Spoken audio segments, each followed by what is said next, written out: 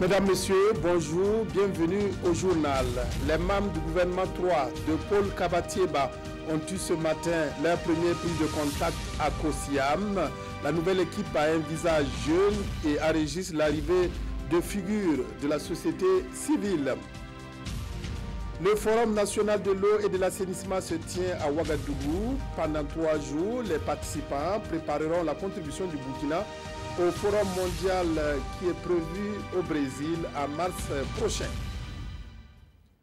Ainsi donc, la composition du gouvernement 3 de Paul Kaba-Thiéba a été rendue publique hier. 7 départs, 9 arrivées. Nous voyons tout cela avec Aboubakar Sayon.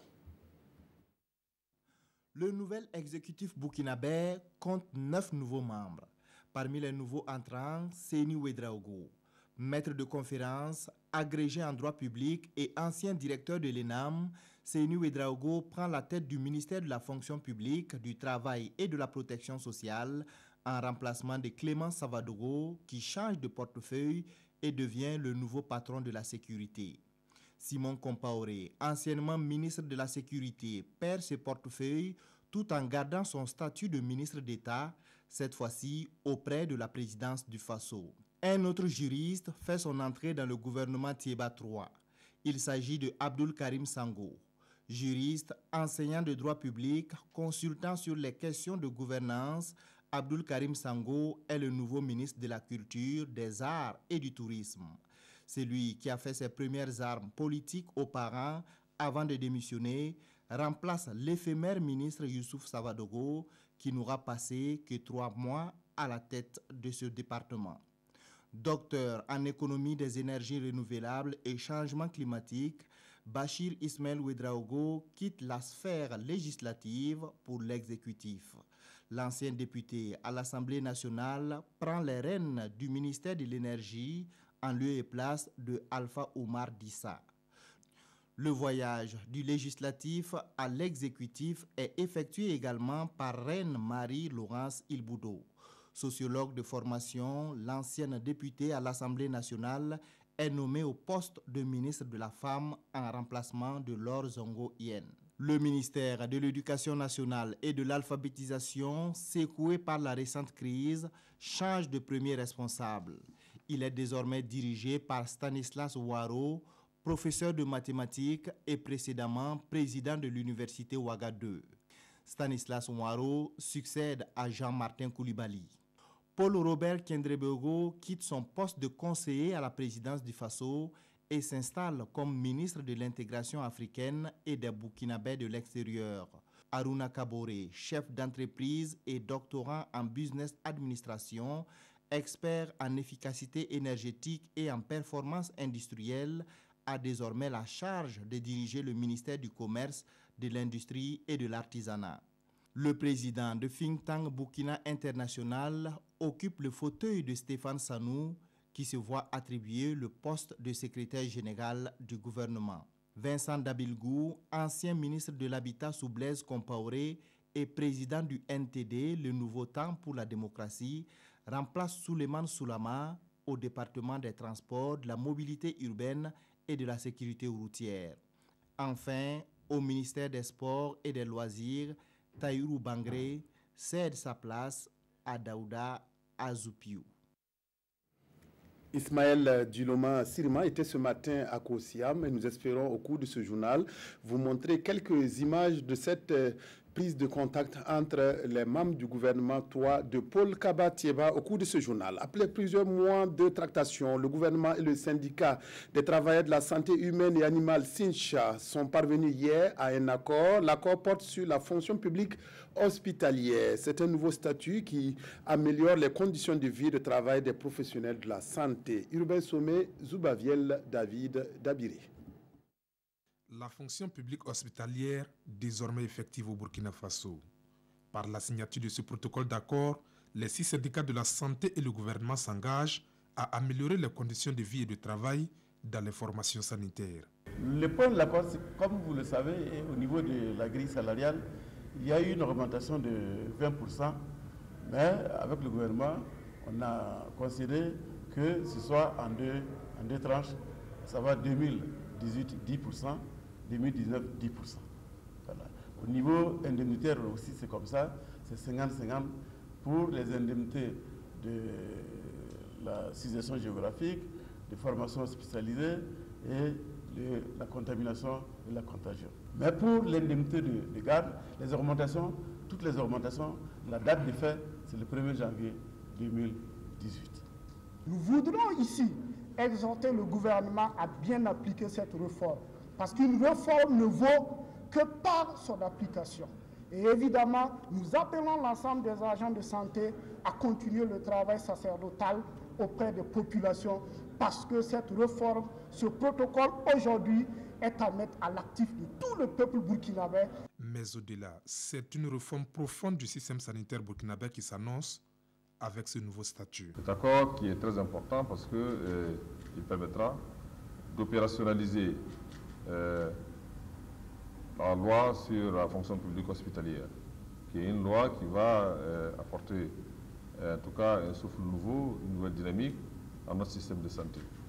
Je pense que cet accord est un accord équilibré qui va donc motiver le personnel concerné et qui permettra ainsi donc d'obtenir des soins de qualité et des soins hospitaliers en tout cas beaucoup plus performants que par le passé. Fruit de plusieurs mois de tractations entre le gouvernement et syndicats de la santé, la fonction publique hospitalière connaîtra une mise en œuvre partielle cette année et une matérialisation totale en 2019. Le nouveau président du Haut Conseil pour la réconciliation et l'unité nationale, Ashkroun Léandre Bassolé, a entamé une série de rencontres avec des personnalités morales du Burkina. Ainsi, il a rendu hier des visites de courtoisie au Umaru Naba Bango et au cardinal Philippe Ouédraogo pour solliciter leur appui. Salifou Belem, Draman Guéné, reportage. Depuis la démission de son premier président, le Haut Conseil pour la réconciliation et l'unité nationale, Ashkroun, dirigé depuis novembre dernier par Léandre Bassolé, entame une série de consultations. Chez le Umaru Naba, la nouvelle équipe de Ashkroun est venue présenter sa mission et demander l'accompagnement de l'autorité coutumière. Nous faisons encore le tour de saluer, de prendre la tâche avec les différentes composantes de la nation et au bout du compte, nous reviendrons à vous et nous ferons en sorte que par vous aussi, le message justement du travail qui est fait au niveau du Ashkroun soit porté à l'attention de nos concitoyens. Plus tard dans la soirée, Léandre Bassolé et son équipe ont décroché une audience à l'archevêché. Ils sont venus demander appui conseil au cardinal Philippe Ouédraogo. L'assurance, évidemment, nous l'avons reçue, que nous venons et que rien n'aura changé dans la conduite de l'Église à vraiment s'intéresser à cette mission parce qu'elle parle de paix, elle parle de cohésion nationale, elle parle de notre peuple. Le Haut Conseil pour la réconciliation et l'unité nationale entend multiplier les consultations avec d'autres personnalités afin d'entamer sa mission dans le fond. C'est parti pour le 3e Forum national de l'eau et de l'assainissement. Pendant 3 jours, les acteurs du secteur vont faire le point de la gestion de la ressource eau et les enjeux liés à l'assainissement. Au bout du compte, les participants venus des 45 provinces vont affiner les objectifs du Burkina pour le Forum mondial prévu au Brésil en mars prochain. Alidou Badini, Nyarkiteda. Venus de toutes les contrées du Burkina, ces acteurs sont à la recherche d'une voie unique apportée au Forum mondial de l'eau du 18 mars prochain au Brésil. Pour cela, ils ont 3 jours pour mener des réflexions et surtout les plus appropriées en relation avec les grands enjeux du secteur eau et assainissement au Burkina. L'agenda durant ces 72 heures devra nous permettre d'atteindre 3 objectifs au moins, à savoir partager le bilan de la mise en œuvre des recommandations du 2e Forum national de l'eau et de l'assainissement. Partager les stratégies, les solutions, les engagements des partenaires, des parties prenantes pour le progrès à faire au niveau national. Définir enfin les positions stratégiques à défendre par les acteurs burkinabés au sein de la communauté internationale de l'eau et de l'assainissement. Le Burkina Faso a fait des bons qualitatifs et quantitatifs avec la mise en place de nombreux équipements et infrastructures au profit de toutes les couches sociales de la population, tels que les barrages, les forages, les branchements d'adduction d'eau et les latrines. Autant de réalisations certes, mais les défis à relever restent énormes, rappelle les partenaires techniques et financiers. Les enjeux sont d'assurer la sécurité de l'eau et de garantir l'équité et la durabilité de l'accès à l'eau et à l'assainissement pour tous. Il s'agit également de renforcer la résilience des populations, notamment les plus vulnérables. Cela nécessitera d'importants investissements. C'est tout l'enjeu des forats au plan national sur l'eau et l'assainissement. Et à cette troisième édition, les acteurs vont focaliser les analyses sur la problématique du secteur dans un contexte de changement climatique afin d'asseoir les bases d'une gestion partagée de l'eau avec l'ensemble des acteurs. Il ne peut y avoir de développement économique sans un accès à l'eau et à l'assainissement. En organisant le présent forum, le ministère de l'eau et de l'assainissement pose un jalon supplémentaire dans la gouvernance du secteur et la responsabilité des acteurs. Cette rencontre sonne également comme un rendez-vous pour sensibiliser et mobiliser les ressources pour le secteur eau et assainissement. À travers communication et débat, les participants vont dégager les stratégies nécessaires pour assurer un avenir radieux au secteur eau et assainissement au Burkina.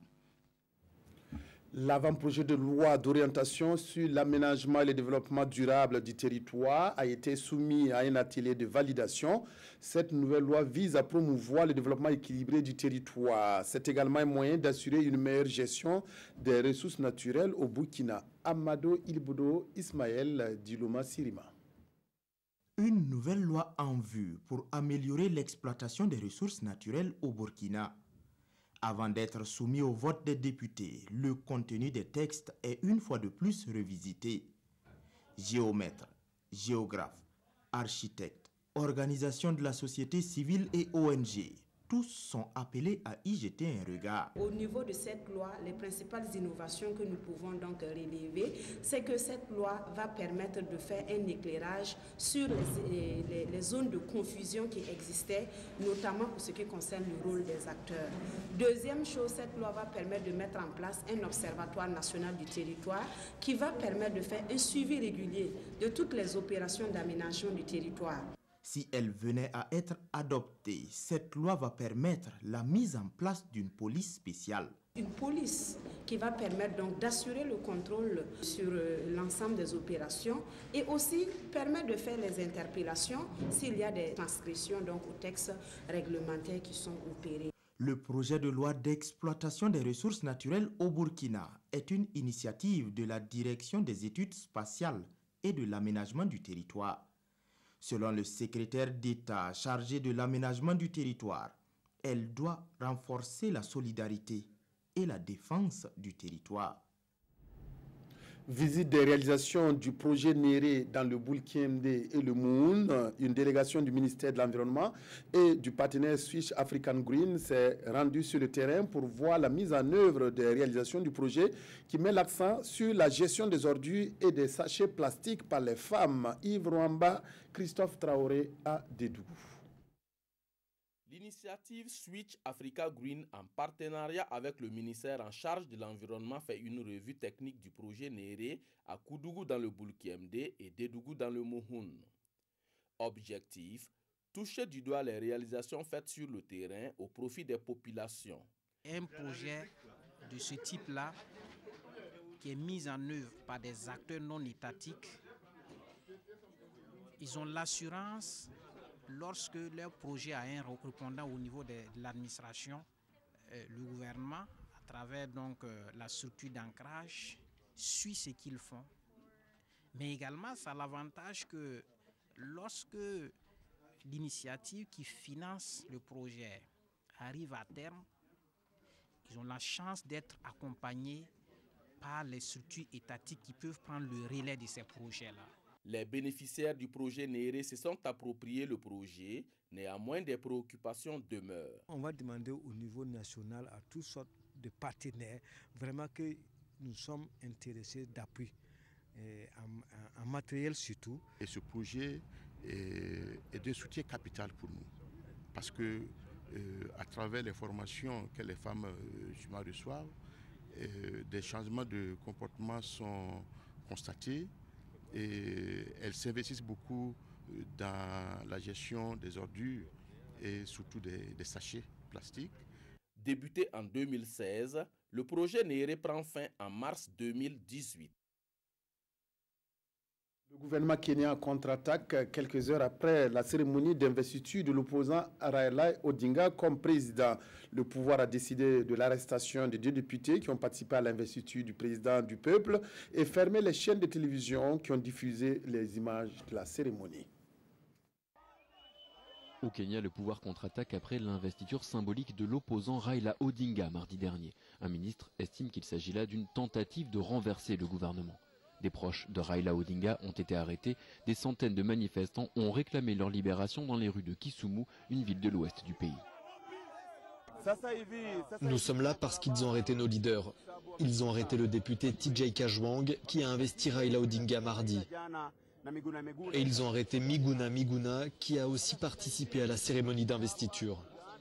Nous allons rester ici toute la nuit jusqu'à la libération de nos leaders, sinon les choses vont mal tourner dans le pays. Mardi, c'est devant des milliers de supporters que Raila Odinga a prêté serment comme président du peuple. Un geste symbolique qui s'inscrit dans le cadre d'un mouvement de désobéissance civile contre le président Kenyatta. Les chaînes de télévision qui ont diffusé en direct les images de la cérémonie ont été suspendues jusqu'à nouvel ordre. L'offensive de l'armée turque contre l'enclave kurde d'Afrin en Syrie s'intensifie. L'armée d'Ankara, appuyée par des rebelles syriens, multiplie les raids aériens et les combats au sol pour chasser de sa frontière la milice kurde des unités de protection du peuple. Face à l'intensification des combats, le président français Emmanuel Macron met en garde contre toute invasion turque de la Syrie. Sur ces images fournies par les milices kurdes des YPG, les blessés continuent d'affluer à l'hôpital principal d'Afrin. Cette ville du nord de la Syrie est le théâtre d'une offensive de l'armée turque. Depuis le 20 janvier, au moins 91 combattants kurdes ont été tués, mais aussi des civils. 68 ont trouvé la mort dans les bombardements turcs, dont 21 enfants.